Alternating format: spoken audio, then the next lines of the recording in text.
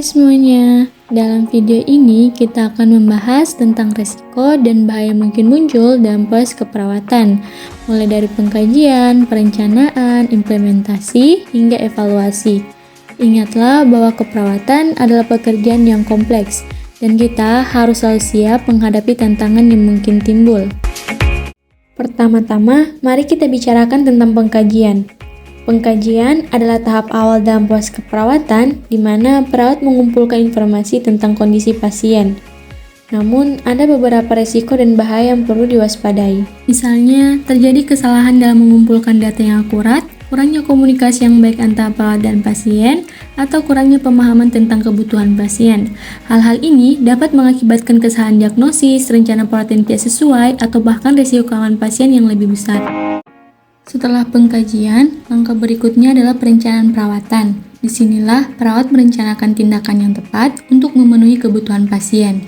Namun, perawatan yang direncanakan juga dapat memiliki risiko dan bahaya. Misalnya, jika perawat tidak mempertimbangkan alergi pasien terhadap obat-obatan tertentu dan pemberian obat yang salah yang dapat menyebabkan efek samping yang serius.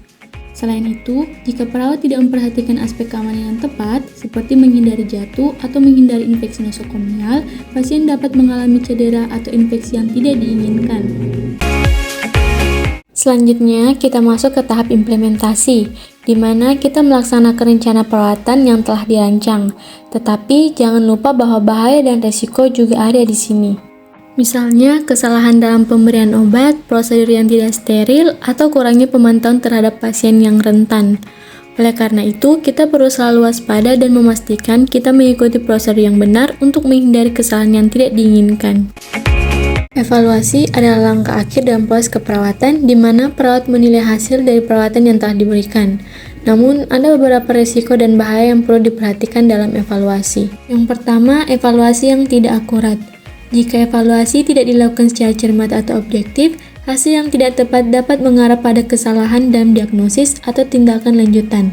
Penting bagi perawat untuk menggunakan alat evaluasi yang valid dan mengumpulkan data dengan hati-hati.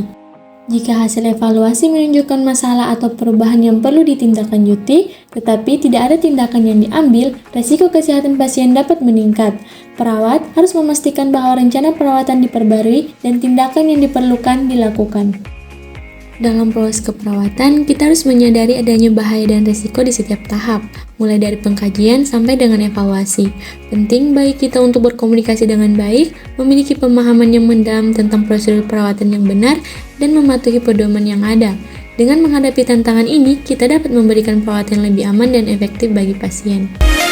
Semoga video ini memberikan wawasan yang berguna dan meningkatkan kualitas perawatan yang kita berikan. Terima kasih telah menonton, tetaplah aman dan selalu berhati-hati. Senyum, salam, dan salam perawat profesional. Wallahul muwaffiq ila aqwamit thoriq. Wassalamualaikum warahmatullahi wabarakatuh.